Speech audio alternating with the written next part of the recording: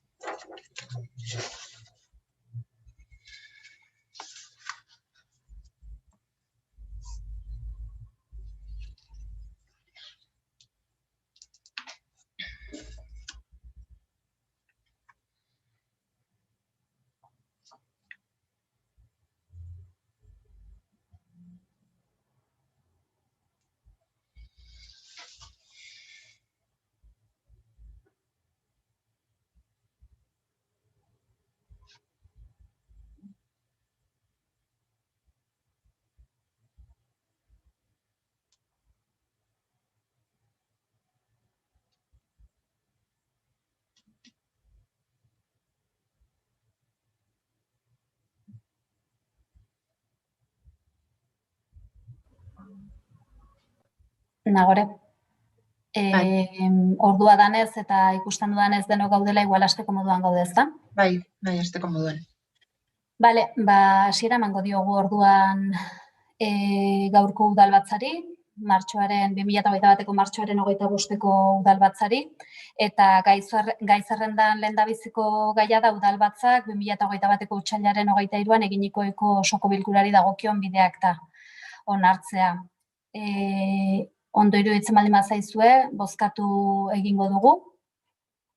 Eta hoi bezala, badakizue bi gauza egin behar ditugula, alde batetik hemen eskua jaso, eskubi aldean daukagun badauzkagun sakatzeko boto itxoietan, da bestetik eskua altxa, bale? Orduan, aldeko bozkak,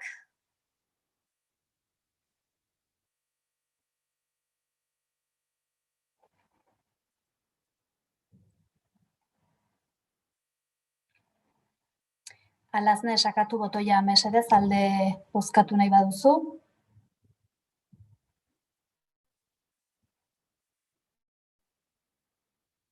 Alazne, ez zaitut ikusten.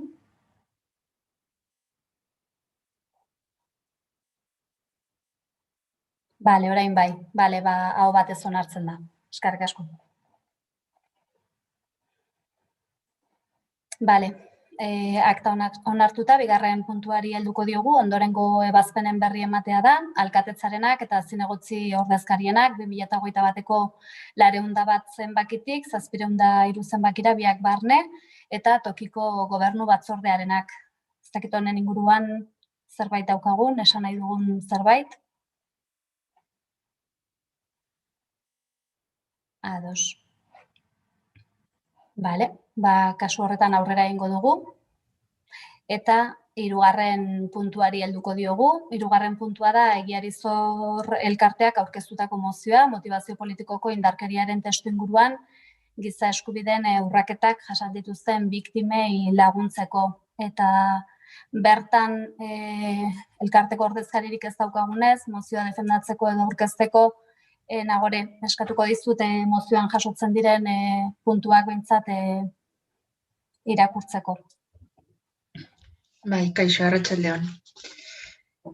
Alkateak aipatu duen izenburupean, Egiarizor Fundazioak, uztailaren 28ko 12/2016 legea aldatzen duen apirilaren 4ko 5/2019 legean oinarrituta, zioen azalpenaren ondoren, honako puntua jasotzen dituen mozioa aurkeztu du, Errenteriko udaleko osoko bilkurak onar dezan.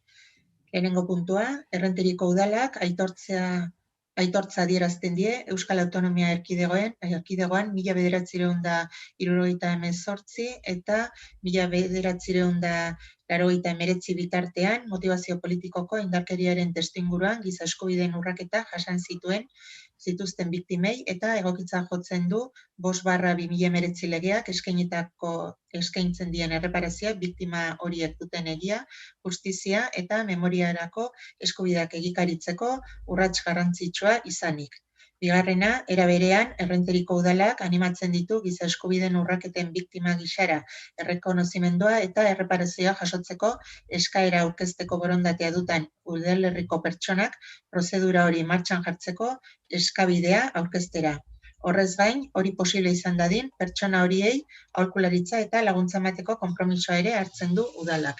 Eta hirugarrena, Errenteriako udala jendaurrean jakinaraziko du hartutako erabakia dituen ohiko komunikazio bideak erabiliz, eskaera prozedurak abiatzeko interesa izan dezakeen pertsona oro informatuta egon dadin dagozkion eskubideen inguruan. Oso ondo, eskerrik asko Nagore, eta mozioaren edukia aurkeztuta hitzartzeetara pasatuko gara, eta lehendabiziko txanda Elkarrekin Errenteriarena da.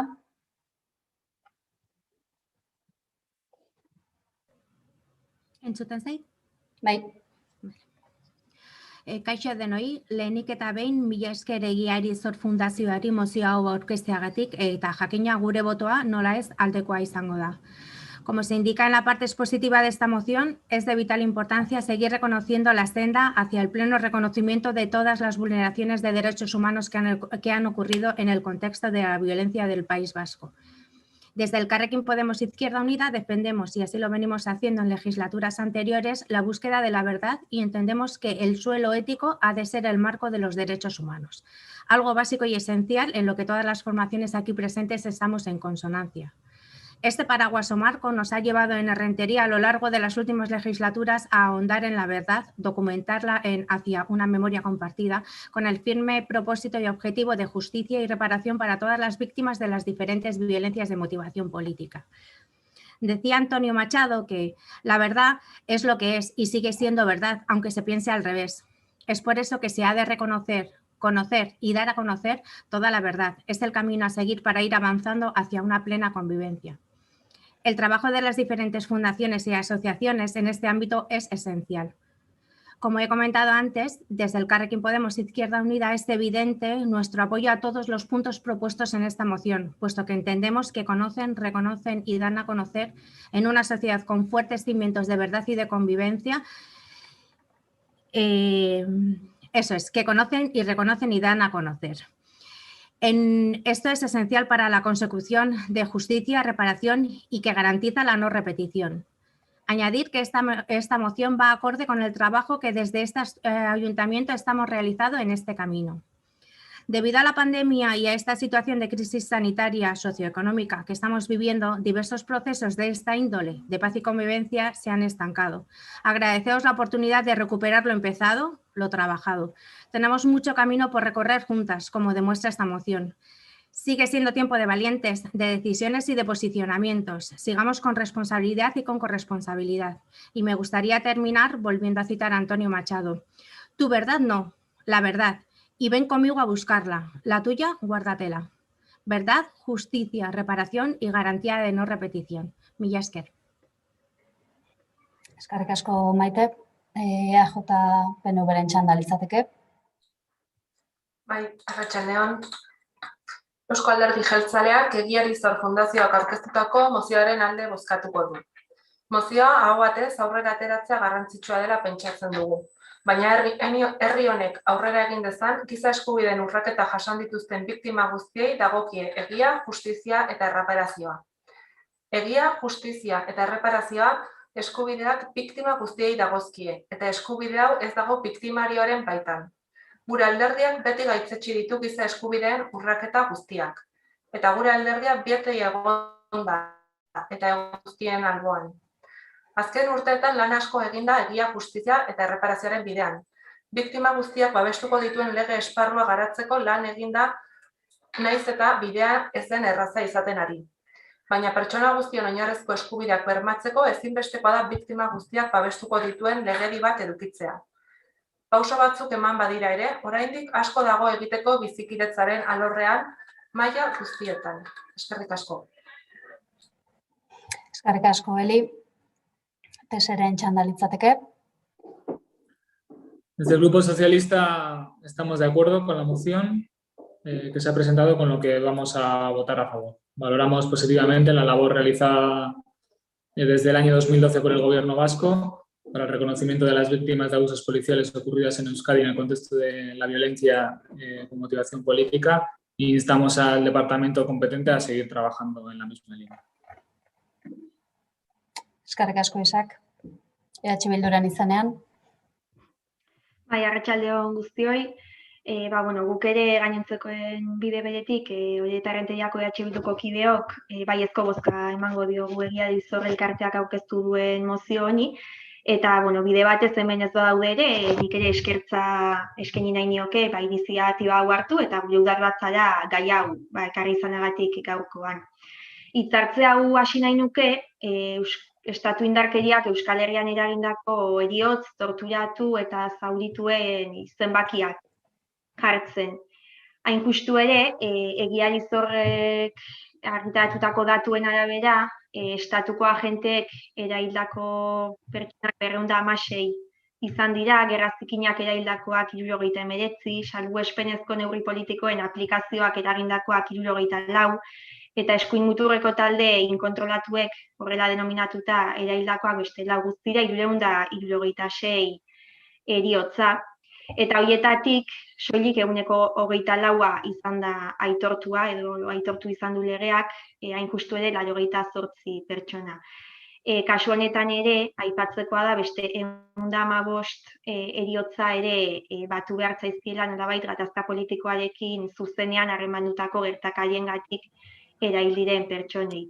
Torturatuen kasuan, EAEko torturaren inguruko ikerlanak dio 4.113 direla momentu honetan frogatutakoak, Euskal Memoriaren Fundazioak pixka bat igotzen du zifra, 5.657 aitortzen du, hala ere guzti hauei dagokienean ofizialki aitortuak 103 izan dira soilik, 2% bueltan egongo ginake. Eta zauritutakoen kasuan, Eusko Jaurlaritzaren datuen arabera, 756 zauritu leudeke segurtasun indarrek eragindakoak eta 426 bat talde parapolizialek eragindakoak. Kasu hauetan, 76 soilik legeak aitortutakoak. Datuak hotzean aipatzea lazgarria da duten dimentsioagatik, baina datu horien atzean, zenbaki bakoitzaren atzean bizipenak ezkutatzen dira, biktimarena berarenak eta ingurukoenak. Eta horietako ahots bat ekarri nahi nuke gaur hona, hain justu gure herrikide zen Jon Arretxerena. Eta probestu nahi nuke momentu hau Joni eskertza publiko bat egiteko, bere bizipenen testigantza horren modu gordinean ezkututik 4 haizetara zabaltzeko autua egin zuelako. Intxaurrondo La Sombra del Nogal liburuan lehenik, eta ikusentzunezko formatu ezberdinetan ondoren, zeintzuk bide eman dioten, pantaila handian, non dago Mikel filmeari. Legeak eta justiziak aitortu gabeko ahotsetako bat da, Jonena, eta hauxe zioen torturaren ondorioak zeintzuk diren galderari erantzunez. Me hace una gracia tremenda cuando dicen torturas psíquicas y torturas físicas. No son torturas físicas, es la destrucción de la persona. Esos 10 días que están en manos de locos es la destrucción de la mente, de la creencia en la humanidad, de tu yo, de la inocencia, de todo.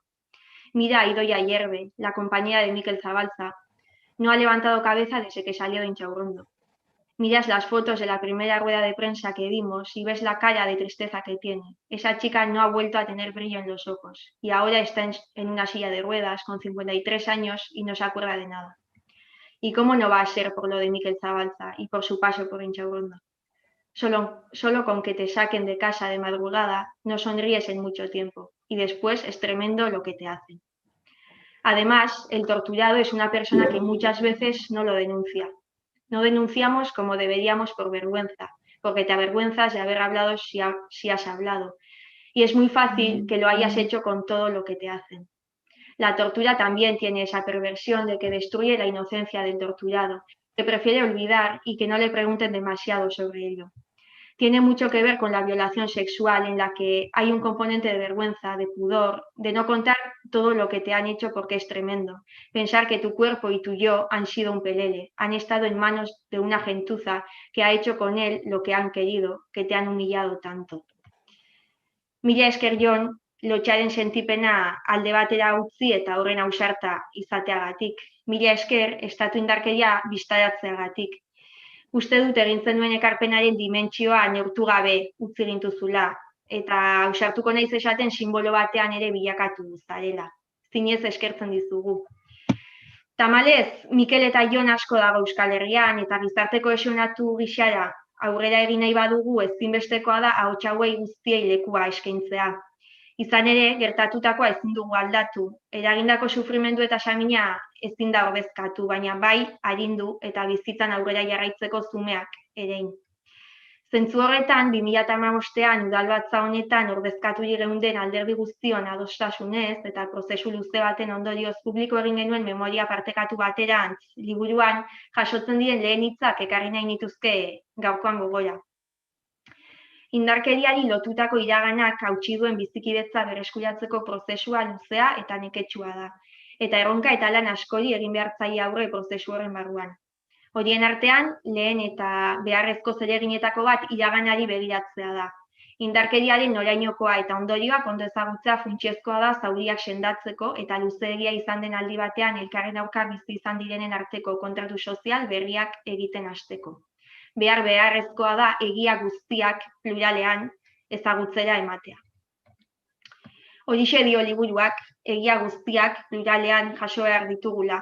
Eta jasoketa horrekin batera, biktimek jasaten duten kategorizazioa gainditu, giza eskubideen urraketak jasan dituzten pertsona orori, aitortza maila bera ziurtatzea urgentea delako.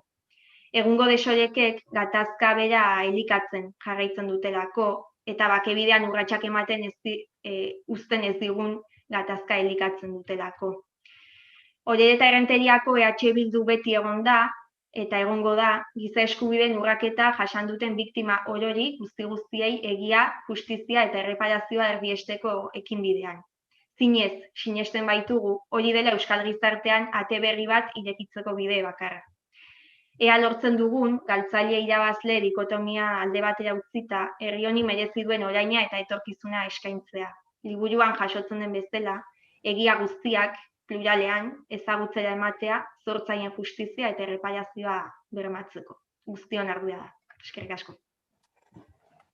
Eskerrik asko Itziar, eta nik mozioa ekarri dela bai baliatu nahiko nuke, esateko herri honetan bizikidetza errealerako oinarriak eraiki nahi baditugu beharrezkoa dugula, giza eskubideen urraketa jasan duten biktima guztiak, egia, justizia eta erreparazioa aitortzea biktima guztiei, eta horregatik estatuak eragindakoaren inguruko egia osoa aitortzea, ezagutzea eta ezinbestekoa dela batzeko giza eskubideen urraketen biktima bat bera ere ez dela geratuko dagokion babesik eta aitortzik gabe. Eta mozio hau ekarriz ezinbestekoa den lehen urrats hori errazteagatik, nik ere eskerrak eman nahi dizkiot Egiari Zor elkarteari.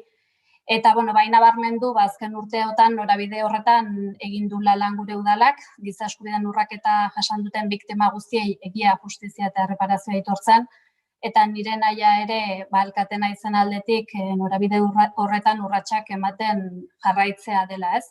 Hitzartzeetan aipatu da, memoria partekatu baterantze dokumentua, modu adostuan argitara ematea, jakina danez mugarri garrantzitsua izan zen, eta ongi dakigunez, jatorri ezberdinetako indarkeriak eragindako sufrimendua islatzen da bertan, lehen aldiz memoria partekatu bat eraikitzeko saiakera den horretan, eta erakusten duen argazkia, herriaren argazkia, benetan garratza da, ez? Eta testuinguru horretan, antolatu zituen udalak bi aitortza ekitaldi, lehena Jose Manuel Zamarreño, Jose Luis Caso eta Vicente Gajateri egindakoa, bigarrena berriz amnistiaren aldeko astean erahildako eta zauritutako pertsonei eskainia, eta bide bera urratuz, babestu zituen ondoren udalak, Antonio Cedillo eta Vicente Perurenari senideek antolatutako ekitaldiak. Eta, jakin badakigu udal batek zaila duela justizia bermatzea, baino asko egin dezakela egiaren eta erreparazioaren esparruan, eta beraz, mozio hau udal batzarrera ekarri izana baliatu nahi dut bide horretan, lanean jarraitzeko konpromisoa berresteko, orain arte bezala udalbatza osatzen dugun alderdi guztiekin batera jardunez. Eta nire aldetik hori esan da, ondo iruditzen baldin bazaizue bozkatzera pasatuko gara. Aldeko bozkak.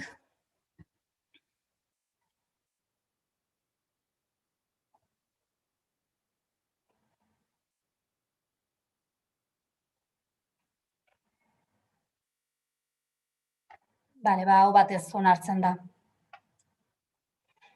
Mila esker.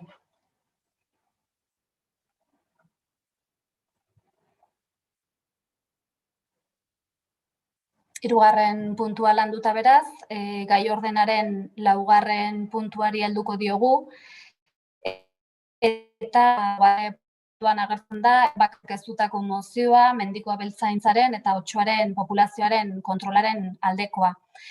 Honen inguruan aipatu, mozio hori gai ordenean sartzearekin batera, bozeramaileen batzarra egiten ari ginela, bigarren mozio bat iritsi zala gai honekin berarekin lotuta, eta proposamena izan zen gaia berdina zanez, puntu hau lantzen zen une berean mozio horri ere bide ematea, eta gero beste mozio alternatibo bat ere landu dute bi alderdik gai honen beraren inguruan.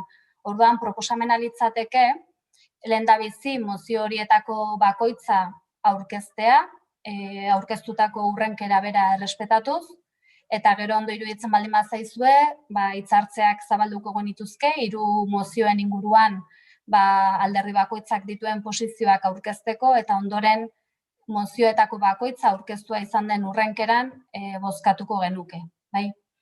Orduan, okerrez baldin banago, enbak aurkeztutako mozioa, enbako ordezkariek beraiek aurkeztuko dute edo defendatuko dute, eta ikusten dut Xabier Iraola, izango da pentsatzen dut, enbako ordezkaria. Bai. Kaixo Xabier, ongi etorri. Bai, arratsalde. Atxaldeon, eta hitza emango dizut, mozioa aurkez dezazun. Bueno, arratsaldeon eta eskerrik asko parte hartzea eskaintzeratik, lehenengo udaletxea da, horrelako aukera ematen diuna. Mozioa beak dioen bezala, otsoak eragina zuzena eta importantea izango luke gaur egunen Euskadin egiten den mendiko abeltzaintzarako, ez? Eta hainbat pauso eman die, nolabait esan da, otsoaren espezie babesteko bidean. 2020an Eusko Jaurlaritzak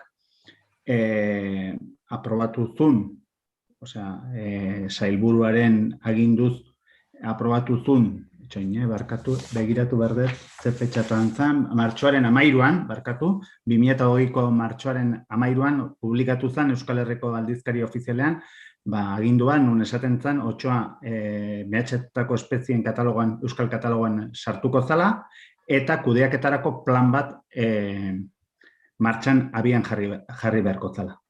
Geroztik, esan behar dago, Euskal Herriko pauso hori eman zala bere garaien Grupo Lobok arrela eskatuta, eta beste horren beste gertatu da estatu mailan. Estatu mailan, Astel ekologista taldeak edori eskatuta, ministerioak nolabait tramitatu behar izan du eskabide hori, eta beraiek eskatzen zuten zen da nolabait otsoaren babesa nolabait arautzerakoan bi jokabide bat da Duero ibaiaren azpiti, eta hortik bera nolabait otsoaren babesa erabatekoa da, eta Duerotik gora kudeatu egin daiteke, eta kudeaketa sistema horien artean ere aurre ikusita dago, nolabait araututa eta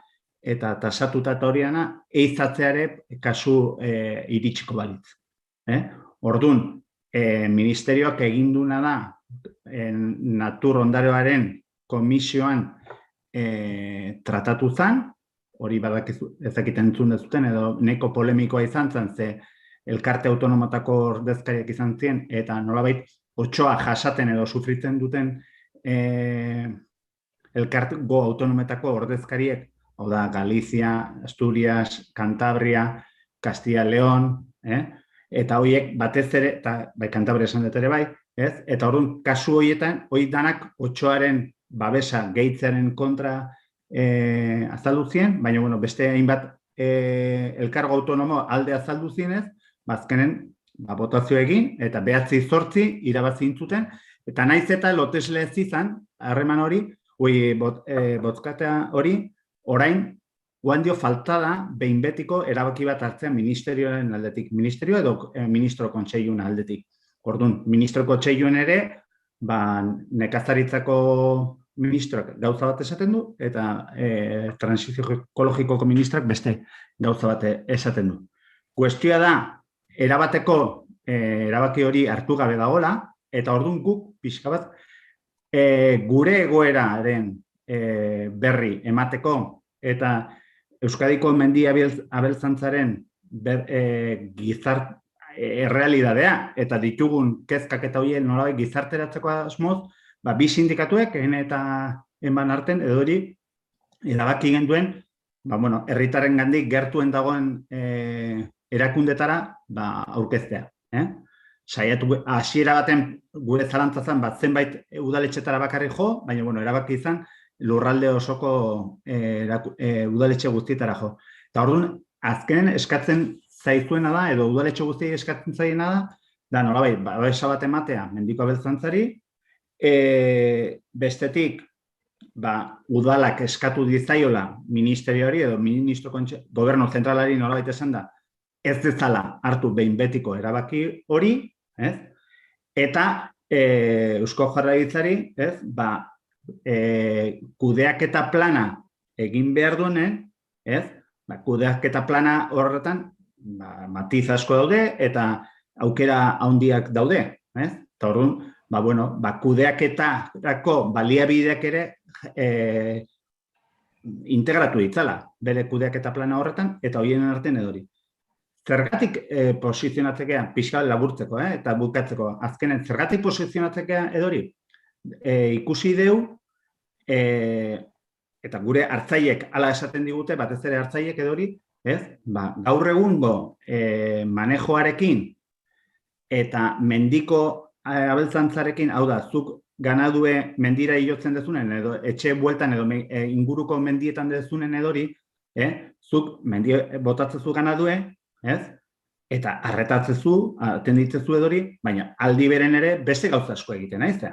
Aizea gauza burokratika egiten, aizea gazta egiten, aizea saltzen, ez da garai bateko orain dela 100 urteko hartzai tipikoa nolabait ardi behi dagoena, Orduan, manejoa eta hori dena erabat aldatu da, eta orduan, pixka bat ikusten dugu erabat inkompatiblea dela, ze azkenen guk ezin dioguna da ez diogu opa gaur egungo hartzai eta are gutxio etorkizuneko, dardarizo baten bizitzea beti, mendia hilotzen denen edo mendia hartaldera inguratzen denen, beti kezkat edo bildurrez zenbat ardi galdu dituen.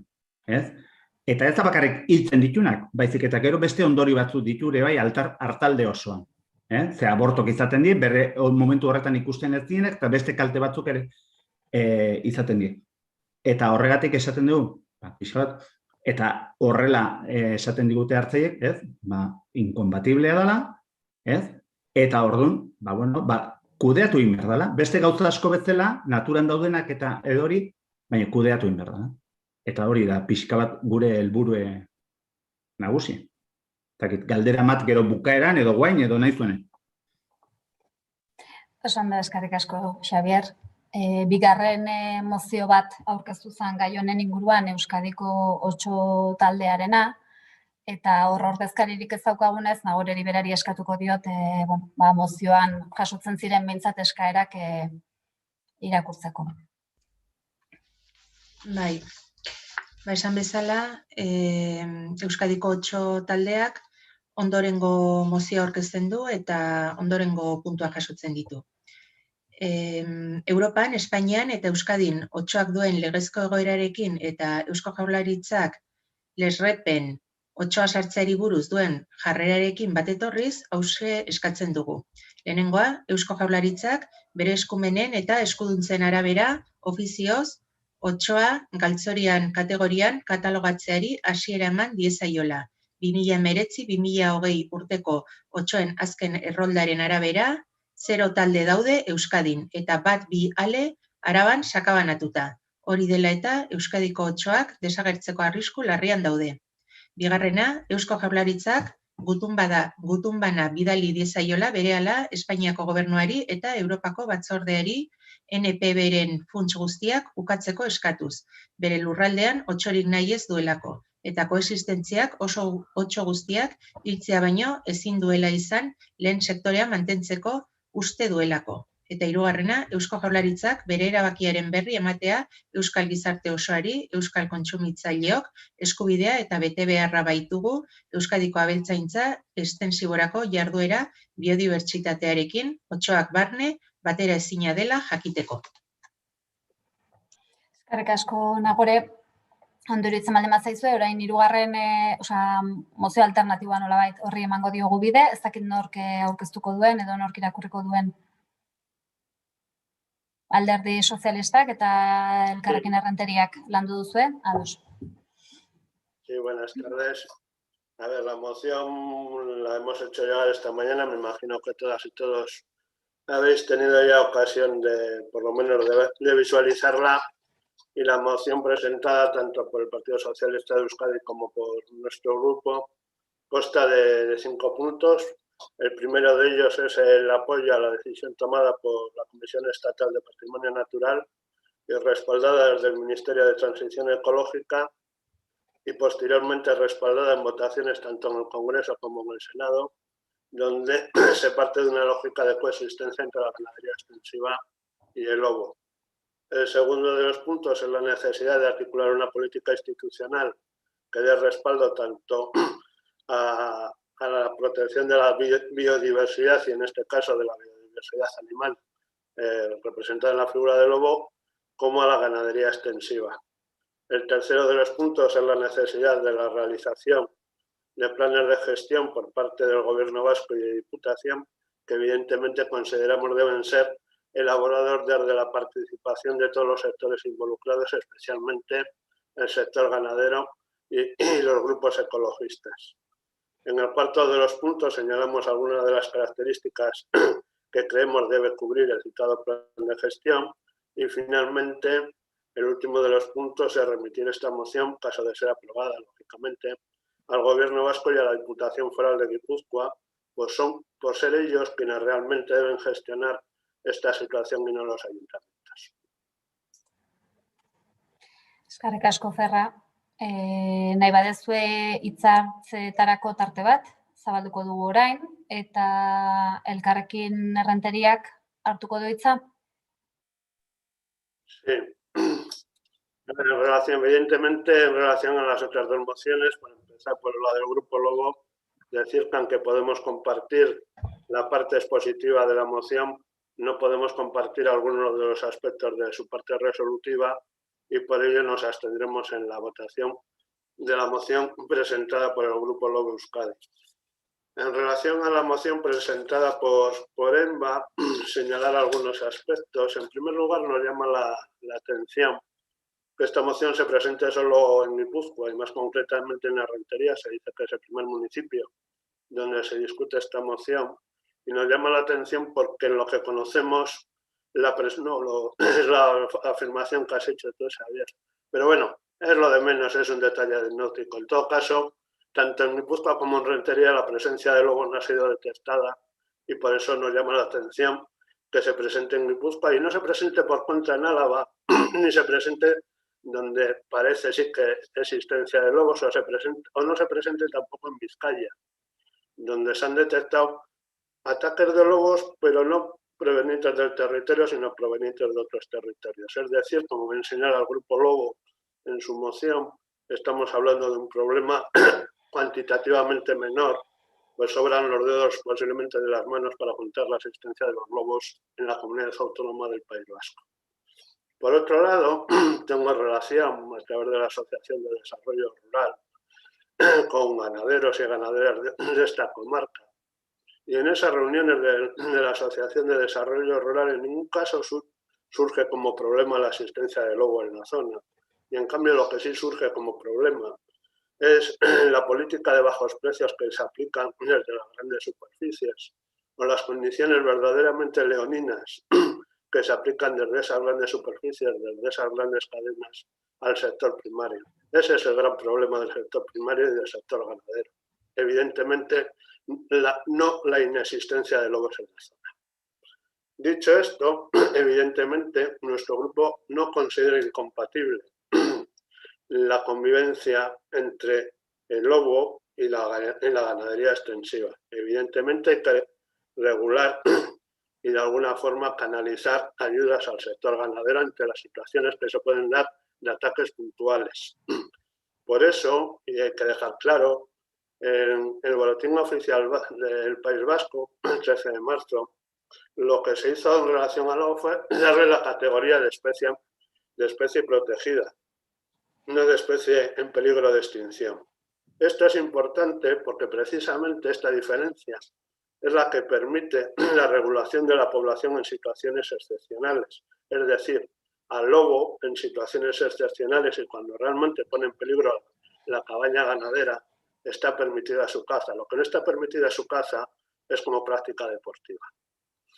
En ese mismo orden de cosas, lo que nos llama la atención en la moción presentada por EMBA es que se pida al Ministerio de Transición Ecológica que niegue lo que aquí está recogido como orden o como ley a partir de la publicación en el Boletín Oficial del País Vasco. Nos hubiese gustado en la moción de EMBA que se recogiese la exigencia a Diputación y al Gobierno vasco de la elaboración de planes de gestión, donde precisamente y posiblemente muchas de las aportaciones que puedan ser realizadas desde EMBA y desde el Sindicato Agrario N, sin duda podrían ser acogidas y desde luego apoyadas por nuestro grupo. Finalmente, recomendar o sugerir, que más exactamente sería el término, al Sindicato EMBA la lectura de la declaración del Grupo Grande para el tratamiento del conflicto en torno al lobo, un grupo donde se juntan, entre otras cosas, personas vinculadas a los sindicatos que firman esta moción, donde se juntan biólogos y biólogas y donde se juntan sectores medioambientalistas. Es un informe de 26 páginas y desde luego es lo mejor que he leído para encaminar una coexistencia posible y real entre el lobo y la ganadería extensiva. Dicho esto, evidentemente vamos a votar en contra de la moción presentada por EMBA. Eskerrik asko, Ferra. Ea JPNV-ren txanda da. Bukaeran emango dizut hitza, bale, Xabier? Bai. Hitzartze guztien ondoren, alderdien hitzartzen ondoren. Ea JPNV? Bai, arratsaldeon berriro ere. EMBA eta ENE nekazal sindikatuek mendiko abeltzaintzaren eta otsoaren populazioaren kontrolaren alde aurkeztutako mozioa babestuko du gure taldeak. Mozioa babestuko dugu uste dugulako bertan eskatzen dena bidezkoa ez ezik beharrezkoa ere badela mendiko abeltzaintza estentsiboaren bizi iraupena ez oztopatzeko. Izan ere, abeltzaintza estentsiboak badu dagoeneko nahikoa zailtasun bere bizi iraupenaren bidean eta oraindik ere eusten badio bereziki eta nagusiki abeltzainek egunerokotasunean zailtasun aurrera ateratzeko erakusten duten kemenari eta sakrifizioari esker da. Ez baita erraza, 21. mendeko gizarteak dituen bizi baldintzen erosotasunari uko egin eta lan baldintza gogorretan aritzea, eta lehen sektorean oroar lan egiten dutenek halaxe ari dira, baina bereziki mendiko abeltzaintzan ari direnak. Ekosistema bat babesteko ezinbestekoa da ekosistema horren parte diren espezien arteko oreka mantentzea, eta otsoari eman nahi zaion babesak ekosistema desorekatzen du zalantzarik gabe. Ekosistema horren parte diren abeltzainak eta horiek zaintzen dituzten ardilatxa, potxokak eta abar arriskuan jarrita. Abeltzaintza estentsiboa gure kulturaren eta ondarearen parte izateaz gain, mendez mende landu eta sortu dituen Euskal Herriko paisaien zaintzaile ere bada. Artzain eta ganaduzaleek Euskal Herriko mendietako paisaia moldatu dute beren jardueraren bitartez. Egun paisaia natural gisa ulertzen dena, mendi eremuekin lotura duena, erabat gizati hartutako lurraldea da. Izan ere, etengabeko ganaderitza jarduerak balio handiko paisaia ingurunea bilakatu baitu, eta geroago administrazioek inguru horiek mantentze aldera babestutako eremu izendatu dituzte. Etengabeko lan horrek gure mendiek, zelaiek, basoek eta bestelako ekosistemek duten biodibertsitatea zaindu ditu. Era berean, egun 2000 natura sarearen baitan dauden hainbat habitat gehienak hartzantza estentsiboa egiten den eremuak izan dira, eta egun ere badira. Egungo paisaia horiek guztiak gure arbasoen jardueraren oinordetza dira. Pertsonen jardueraren eta naturaren arteko elkarbizitzaren lekuko dira, bizi erritmoak errespetatu dituztenak. Abeltzaintza estentsiboa arriskuan jarrita, batetik abeltzaintza intentsiboari irekitzen diogu atea. Kaparrasoko makrogranja bezalakoak ez dira gure eredua, eta horiek ekiditeko modurik egokiena egun dugun eredu estentsiboari eustea ez ezik eredu hori indartzea da. Bestetik, mendiko abeltzaintza estentsiboa desagertzeko arriskuan jartzeak, besteak beste gure ondare eta garaikur diren Idiazabal gazta, mamia eta latxa arkuma ere jartzen ditu desagertzeko arriskuan. Errentariar askori agian urrun geratuko zaio abeltzaintzaren mundua, baina gure herriak baditu hainbat larre, abeltzainek beren jardueraren bitartez mantentzen dituztenak. Badugu gure herrian baita ere Idiazabal gazta ekoizle bat, argiak aralarren larretzen dituena udaberritik udazkena bitarte, Euskal Herrian mendeetan zehar bete den zikloari eutxiz. Ez da beraz urrutiko kontu bat, errenteriari bete-betean eragiten dion kontua da. Gaur egun gure abeltzaintza estentsiboan jarduten pertsonek Euskal Herriko mendietan lan horrekin jarraitzeko asmoa berretsi dute. Era berean, ekosistemak babestearen eta larraen aprobetxamendu estentsiboaren arteko oreka bilatzeko beharra nabarmentzen dute. Baita beren eguneroko lana ingurumena errespetatzeaz gain, egungo bizitzarekin bateragarria izatea eta hurrengo belaunaldientzako ganaderitza jarduera erakargarria izatea ere. Honekin bateraezina da otsoaren babesa areagotzeko erabakia, belaunaldien arteko erreleboa bertan behera geratzea ekarriko lukeelako.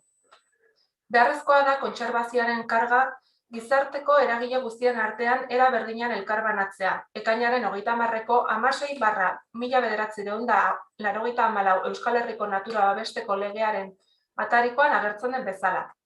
Lege honek jakin badaki, babesa eman behar zaien lekuen ezaugarri sozioekonomikoak direla eta babesa hala nola emanez gero, eskuratu nahi diren ondorioen ordez bestelakoak lor daitezkela. Gune hauetatik asko eta asko maila sozioekonomiko eskaisa dutenetan sarritan populaziorik gabe geratzen ari diren tokietan baitaude. Jendegabetze prozesu hori aldatu beharrekoa da gainera, lurraldeko egitura ekologikoari gizakiaren presentziak eusten dionez. Horretarako beharrezkoa da ekonomia eta gizarteko arloek parte hartzea. Horrela, natura baliabidei behar bezalako probetxua ateratzea, naturguneetako biztanleen onerako izan dadin. Azken finean, autonomia elkarteko biztanleen onerako. Horrekin, gizartearen bidegabekeri bat konpondu nahi da. Hiri eta industriagune handiei azpiegitura eta zerbitzu gehiago eskaintzeak gure gizartean nekazaritza mundua baztertuena egotea ekarri dueta.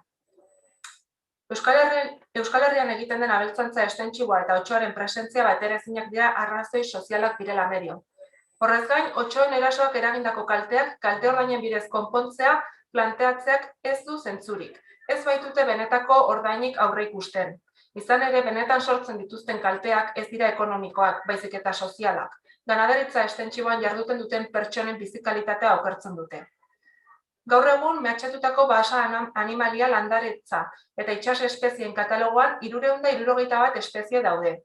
Horietako 88 desagertzeko arriskuan daudenak. Nahiz eta horietatik 8 bakarrik agertzen diren Espainiako mehatxatutako espezien katalogoan. Katalogatutako 371 espezie horietatik 16 bakarrik dituzte kudeaketa planak. Horrez gain, desagertzeko arriskuan dauden beste 8 espezie horietako batek, bisoi europarrak, Europa mailako kudeaketa plana du. Bestetik, ez habitaten zuzentarauak ez azeak ez dute Iberia rotxoa desagertzeko zorian dagoenik adierazi. Lehenak, posgarren ereskinean sartzen du espezia, interes komunitaria duten animalia eta landaretzan sartzen du. Berotik gora kudeaketa neurriak hartzeko aukera ematen duena. Bigarrenak berriz, basa animali gisa definitzen du babes berezia behar duena, Andaluzian, Gaztela-Mantxan eta Extremaduran. Otsoaren izaera arautu honek adierazten du azken urteetan nabarmen garatzen ari dela. Esate baterako, Gaztela eta Leonen 120 gehitu da otsoaren presentzia 2001 eta 2014 urteen artean. Datu horiek adierazten dute, iberiar otsoaren egoera bere eremu naturalean osasuntsua dela. Adituek diote, otsoaren kopuru handitzeak bat egiten duela landa eremuko biztanleen kopuruaren jaitsierarekin. Hori dela medio, ez da arraroa otso populazio handiena Leon inguruan konzentratzea. 2013ko urtarrilaren batean populazio dentsitatea 31,4 biztanle kilometro karratuko zen, edo Zamoran populazio dentsitatea 17,9 biztanle kilometro karratuko, eta Euskal Herrian haren garapena zaila izatea, 301,1 biztanle kilometro karratuko. Datu horiek aintzat hartuta, otsoaren presentzia eta garapena Euskal Herrian egokia litzatekeen aztertu beharko litzateke. Beste lurralde batzuetan, otsoak zabortegietara joaten dira jatera, beren edapena lagunduz. Arabako batzar nagusietan esan da penintsularen ipar ekialdetik Pirineoetako bidea iberiar sistematik egingo luketela. Beraz, era batera edo bestera onartzen da Euskal Herrian ez dela ezinbesteko lurraldea espeziaren kontserbaziorako. Ondorioz, argi gelditzen da mehatxatutako basa animalia landaretza eta itsas espezien katalogoan sartzea eskatzen dutenek ez dutela aintzat hartzen espeziak duen erapenerako eremu naturala. Kontraesan handia suposatzen du abeltzantza estentsiboa babesteak eta otsoaren presentziaren alde egiteak. Ez maila ekonomikoan soilik, baizik eta maila sozialean eta kulturalean. Horrez gain, kontserbazioari dagokionez eta ingurumenari dagokionez gatazka sortzen da. Aldagarritasun genetiko handiagoa duten edo askotariko habitatak eta espeziak babesten dituzten ekoizpen sistema jasangarrien gainetik jartzen dutelako batzuk espezie konkretu bat. Beraz, desagertzeko arriskuan dagoena mendiko abeltzaintza da gure iritziz, eta abeltzaintza estentsiboa da momentu honetan babes gehien behar duena. Lehen sektoraren defentsan hitzez guztiok aritzen ari gara. Erraza da hitzez gure konpromisoa azaltzea, baina lehen sektoreak ekintzak behar ditu. Horretan tematuta dabil gure udal taldea, sinesten dugulako gure lehen sektorea beharrezkoa dela. Bertan, ekoitzitako produktu natural eta osasungarriak ezinbestekoak direlako gure ekosistemaren oreka mantendu eta jasangarriak izateko. Asmo horri eutsiko diogu, beraz gaurkoan, hitzez, mozio honi gure babesa emanez eta ahal dugun guztietan ekintzaz, lehen sektore indartzeko martxan jarri daitezkeen politikak sustatzen eta martxan jartzeko gure eskuan dagoen guztia eginez. Babes hori ematea gainerako mozioetan jasotakoarekin batera ezina dela iritzita, gainerako mozioen aurka bozkatuko dugu. Eskerrik asko. Mi eskerreli, Alderdi Sozialistaren txanda da.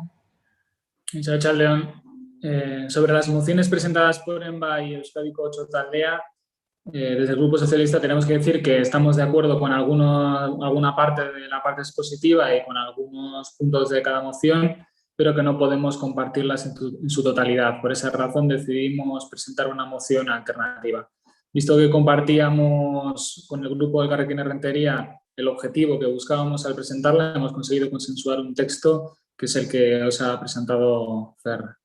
En definitiva, y resumiendo, lo que viene a decir es que emplazamos a todas las administraciones a trabajar de manera coordinada y constructiva en sus diferentes ámbitos competenciales para la coexistencia de los lobos con la ganadería extensiva y otras actividades tradicionales.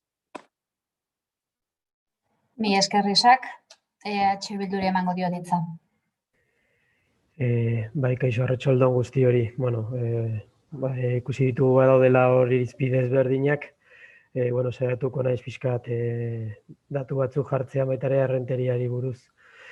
En el Monte de Utilidad Pública de Añarbe, del cual es titular el Ayuntamiento de Rentería, son 11 pastores y 347 ovejas las que aprovechan los pastos de montaña de las 50 hectáreas de Aldura-Balbázar.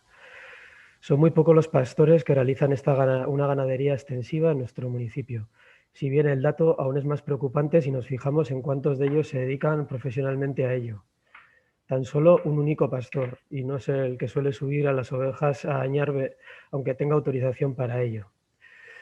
Ha sido la práctica de este pastoreo extensivo, ya lo habéis citado algunos de vosotras y vosotros, la que ha creado y mantenido el paisaje de montaña.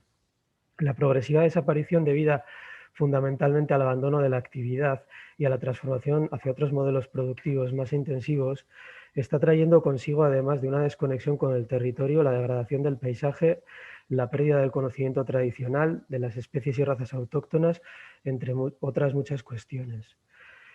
La situación de las poblaciones de lobo en Errentería no es mucho más alentadora. La última referencia que existe sobre la existencia del mismo, concretamente, es de 1796. Científicamente es complejo evaluar qué supuso la pérdida de esta especie a nivel ecológico. Lo que es un hecho es que la extinción de la especie en la mayor parte de Euskadi ha sido a causa de la presión ejercida por el ser humano. En las últimas décadas, las políticas y estrategias de conservación de la biodiversidad han pasado de una óptica netamente conservacionista a incorporar en la gestión del territorio y en concreto de los entornos naturales y rurales a sus principales agentes, es decir, en buscar un equilibrio entre la conservación y el mantenimiento de la actividad humana.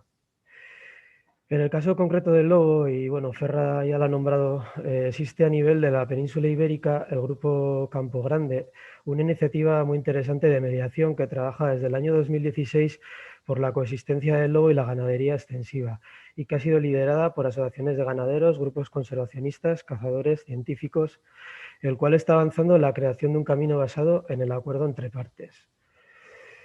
Ikusita pleno honetarako 3 mozio aurkeztu direla, naiz eta gaia garrantzitsua iruditzen zaigun, gure partetik, Errenteriako eta EH Bildutik, 4. bat aurkeztea gehiegizkoa iruditzen zitzaigun, Errenteriarentzat hain intzidentzia txikia duenean. Dena den, gure jarrera guztietako argia da, uste dugu biodiversitatea eta abeltzaintza estensiboa ez direla kontzeptu kontrajarriak. Abeltzaina estensiboaren alde gaude eta bide horretan jarraituko dugu lanian. Honek ez du ekiditen otsoaren bizirautea bermatu behar ez denik. Hego Euskal Herrian, espazio supramunicipaletik beharrezko guneak sortzea beharrezkoa dela uste dugu, implikatutako agente desberdinak, abeltzainak, talde konservazionistak, erakunde publikoak, adostasun puntuak topa ditzaten. Horregatik, 3 mozioen aurrean abstenitu egingo gea. Eskerrik asko, Eneko. Xabier, lehen hitza eskatu duzu, ez dakite hitza hartu nahi duzun. Bai. Ez nuke debate bat sortu nahi, baina bai gauza batzuk aklaratu. Bueno, nahi lehiatian azpin azaltzeit Jose M. Ferradas edo jartzen duela. Ez dakit izena Jose Mari Dan edo lo que sea. Jose Manuel Ferradas, bai. Jose Manuel, barkatu, orduan. Bai. Bat, zergatik egin deun guk Gipuzkoan. Osea, bat, guk bi elkarteok, bi sindikatuk Gipuzkoako gelako. Itzein da dago Bizkaitarrekin eta Arabatarren. Arabatarrak aspalditik die Uagakok eta hori dena haidie horrekin lanen, hainbat erakundetan, eta batez ere beraiek zentratzen haidie batzar nagusietan. Eta hori, begiratzen baldin baduzue batzar nagusietako pagina weben dokumentazioa eta hori dena, handago. Bizkaitarrak orain haidie, behan duxo, baina ja, pentsate datorren astean hori, ja aurkeztuko dituztela udaletxetan. Udaletxetan ere, Bizkaiko udaletxetan mozio dena. Ez da, esatea, arazoa ez dagoen tokin baten zerbait artifiziala sortu, gogoa ematen diulako sestra montatzea eta danak dantzan jartzea. Ez. Osea, guk ikusten deuna da, osea, eta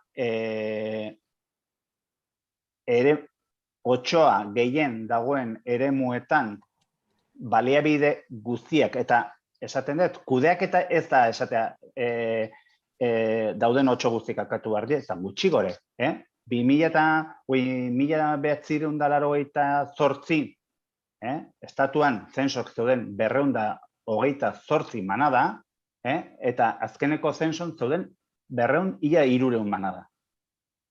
Orduan, manada bakoitze die 8 edo 4 animali. 8 edo 10 animali barkatu. Bai, zensoak egiten dienen bakarrik kontabilizatzei taldeak, hau da, manadak, ez die, banakako animaliak ez die kontatzen. Orduan, manadak daude gehitu indie. Eta bestetik, beste kontzeptu bat edo beste irizpidea kontutan izaten dena bere zabalkundea, bere area geografikoa nola idan zabaltzen. Eta zabaltzen nahi da ikeragarri. Eta orduan, horregatik, zensoa egiten dutenak eta tekniko guztik esaten zuen, desde luego, behintzat, desagertzeko hiltzorian edo desagertzeko arriskuen dagoen espezie bat ez dela. Horregatik, ministerioak ere, Astel taldeak eskatuzuna zera baten beste kategoria hundigo bat ematea. Arriskuan zeolako eta hori dena, eta zientifikok esan zuen, ez. Orduan, guk esaten duguna da, Castilla y Leonen, Cantabrian, Asturiasen eta horietan, baliabide guztik kudeatzeko, baliabide guztik guain dituzten baliabide tresna horiek galtzen balima dituzte, behin betiko erabaki hartzen balima da, guk izugarrizko presioa izango daula. Iaz, 2008an, Bizkaian, 43 eraso estantzien. Eta Araban, 30 bat. Hori deklaratu diena. Eta badakit, hor ere, badagoela, nola baiteko, topiko batzuk, txakurre diela, ez diela, kobratzeko egiten dela, eta hori dena. Topiko dauzkut danak, bakoitzek beste alderekiko danak ditugu. Eta guk ere zautzen deu kanpo grandeko informea, Osea, ez gea hartaburu batzuk baserritik jetxigeanak eta eozin gauza okurri. Kanpo grandekin ere informatuta gaude. Kanpo grandeko eremue batez ere, esaten danen, ganaderokin lan egiten dutene, zerbait lortu balima du ministerioak, eta Otxoaren babesa gehitzea proposatu dutenak, balima da Espainiko elkarte ganadero guztiek bat egitea.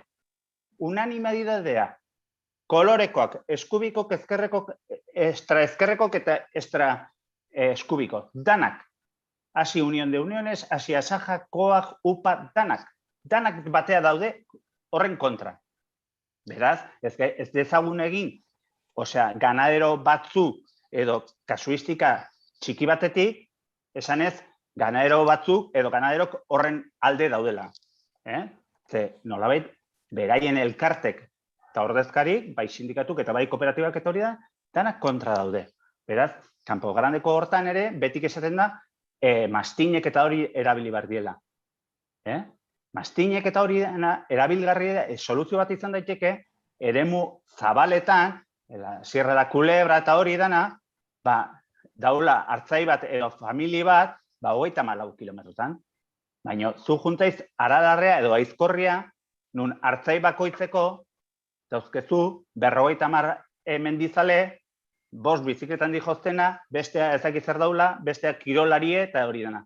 Orduan, horren beste jende eta territorio hain humanizatu baten, mastinek, beti jartzen dana como la solución mágica, hori ez da guretzako soluzioa. Agian, herri baten bai, kasu bateako bai, baina beste gainantzako ez. Eta pixka bat hori, eta gero bestetik argitu ere bai, Euskadin, Jaurlaritzak bere aholku batzordean pasatu zunen, Naturzantzan, bi sindikatuak, sindikatu danak, UAGA, enbat danak kontrazaldu ginen, udaletxetako ordezkariak, zeon, 3 herri txikitakok, EAkoa, EA herrikoa, EH Bildukoa, beste zeon Aiarakoa, PNV-koa, eta gero beste zeon independiente bat, beste herri txiki batekoa, eta 3ek ere kontra bozkatu zuten. Eta gobernuak, naiz eta gehiengoak kontra bozkatu, ez zun kasu egin, eta aurre jarraitu zuen. Bueno, eskubide zeuken, ez da loteslea. Orduan, Euskadin guk ere bere garaien ere komentatu gendun. Eta batzar nagusitan ere azalduko gea eta ikusiko dugu orduan ze apoio ditugun eta ze ez ditugun. Eta gero bestetik arrazoia ez du, zerradaz.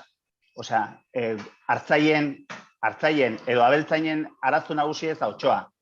Baina ez da Otxoa, ez da basurdeak, zaputreak, ez dakize legislazioa, ez da konpendio bat. Zuek pentsatu behar dezutena da, ea, Otxoak, osea, espezie indartsu zabaltzen nahi denen eta hilotzen nahi denen, horrei babesa gehiago ematea, ea hainbeste defendatu nahi den mendiko abeltzantzari mesede egiten dion ala ez. Eta mendiko abeltzantzara dedikatzen dienak, horiek esaten dute ez ez.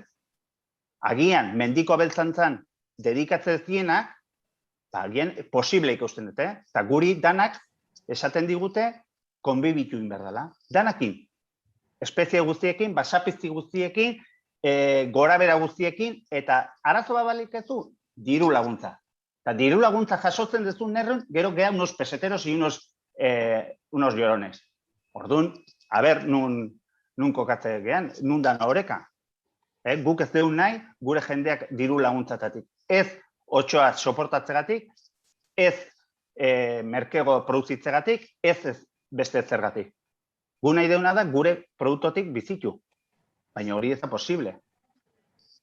Orduan, badakiu, otxoa bakarrik ez da arazoa. Baina arazoa da, arazo bat gehiago bai. Hori bakarrik. Eskerrik asko, Xabier. Zerbait gehiago? Nika. Bale, esan bezala bozkatzera pasatuko gara, eta 3 mozioak, bueno, bai? Vale. No te veías, no me he dado cuenta que has pedido la palabra. Marcatu, seguí. No, 2 cosas muy breves. A ver, se está dibujando que tanto el Gobierno vasco como el Ministerio de Transición Ecológica está dando una protección a ultranza a la especie de lobo. Digo, eso no es exacto, es incorrecto. Una protección a ultranza de la especie de lobo sería su declaración como especie en peligro de extinción, y ni tanto el Gobierno vasco como el Ministerio han dado ese paso. Precisamente el grado de protección que se establece es el más bajo posible, el más bajo, que es el de especie amenazada. Y precisamente esa categorización como especie amenazada es lo que permite en situaciones concretas la realización de batidas de caza para el control de población.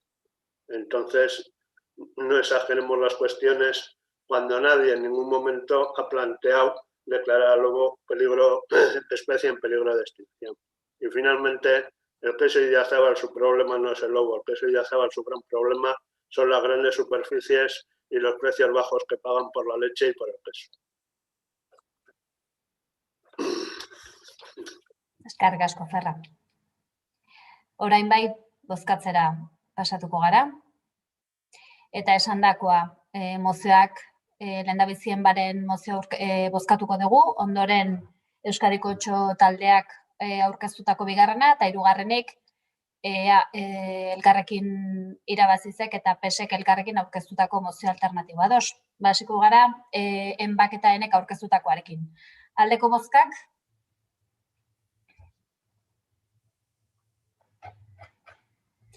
Hiru aldeko bozka. Kontrakoak?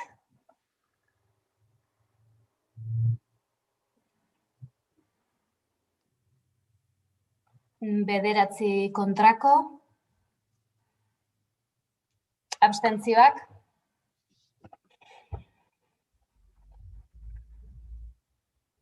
Bederatzi abstentzio.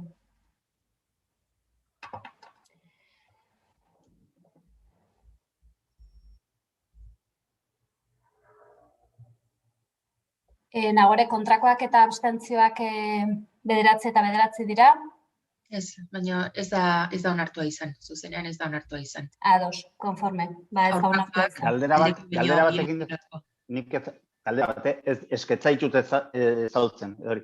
3 bai, ikusietenagatik, bat jartzulako edo? EAJ kalde, Errenteria, Podemosek eta PSek kontra, eta EH Bilduk abstentzioa. Bale, ez nizuen ez dut. Bai, ez da ezer. Ados. Euskadiko 8 taldearen mozioa bozkatzera pasatuko gara orain, aldeko bozkak. Bat ere ez. Kontrakoak.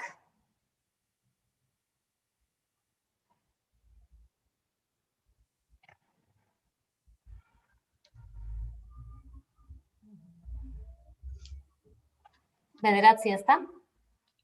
9 kontrako, eta abstentzioak 12 abstentzio. Konforme.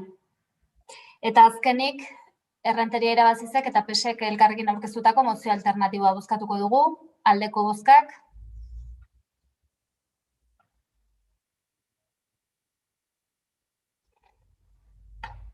Bederatzi aldeko, kontrako bozkak.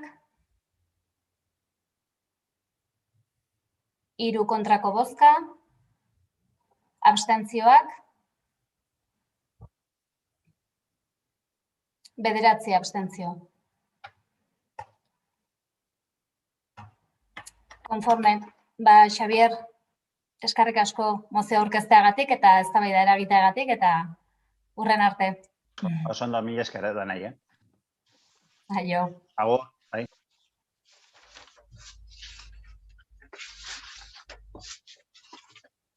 Konforme.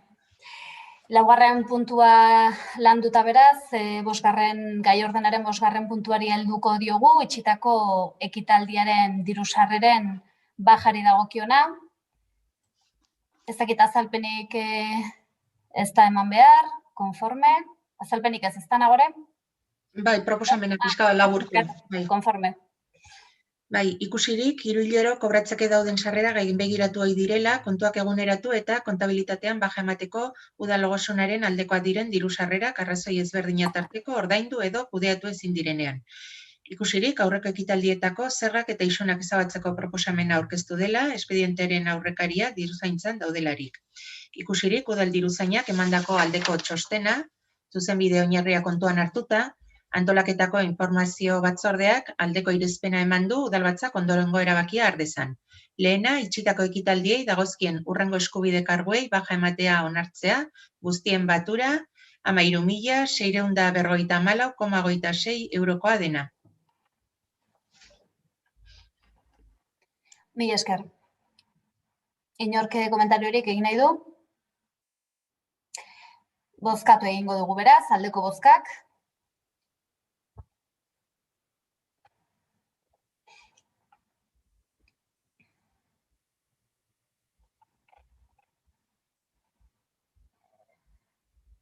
Amabostaldeko, kontrako bozkak, abstentzioak,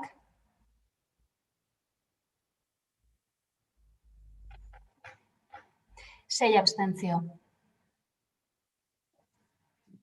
Konforme. Eta honekin, gai ordenaren 6. puntura iritsi gara, galdera eskariena, eta ez dakit inork zerbait duen esateko. Konforme, bukatutzat ematen dugu gaurko osoko bilkura. Eskerrik asko eta zaindu. Agur! Gero arte.